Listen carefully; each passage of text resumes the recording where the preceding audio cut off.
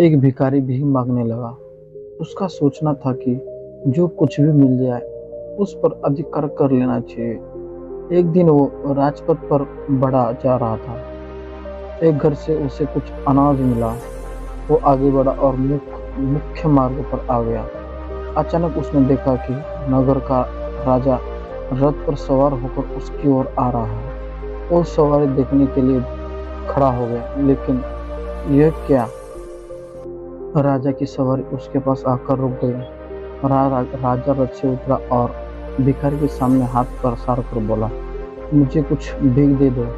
देश पर संकट आने वाला है और पंडितों ने बताया कि आज मार्ग में जो पहला भिखारी मिले उससे भीख मांगे तो संकट टल जाएगा, इसलिए मना मत करना। भिखारी हक्का बक्का रह गया। राजा देश के संकट को टालने के लिए उससे भी भीख मांग रहा है।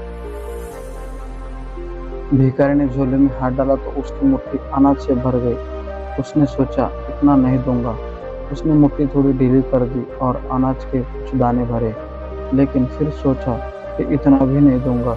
अगर इतना दिया तो तुम्हारा क्या होगा?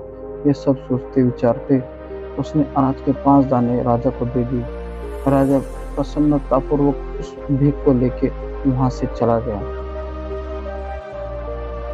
भिखारी जब शाम को घर पहुंचा तो उसने अपनी पत्नी से बोला, आज तो अनर्थ हो गया, मुझे ही भीख देनी पड़ी।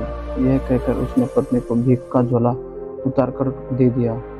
पत्नी ने जब झोले को पलटा तो उसमें से 5 सोने के सिक्के निकले। ये देख भिखारी पछता कर बोला, मैंने राजा को सभी कुछ क्यों नहीं दिया? अगर मैंने पूरा झोला राजा को दे दिया होता तो आज मेरे पास कितने सारे सोने के सिक्के होते और हमारी गरीबी हमेशा के लिए मिट जाती।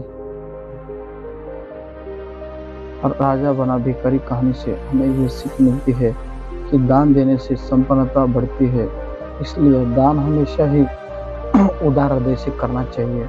ये किसी न किसी स्वरूप में हमें फायदा ही देती है। दोस्तों, वीडियो अच्छा लगे तो लाइक और सब्सक्राइब कर दीजिए। धन्यवाद।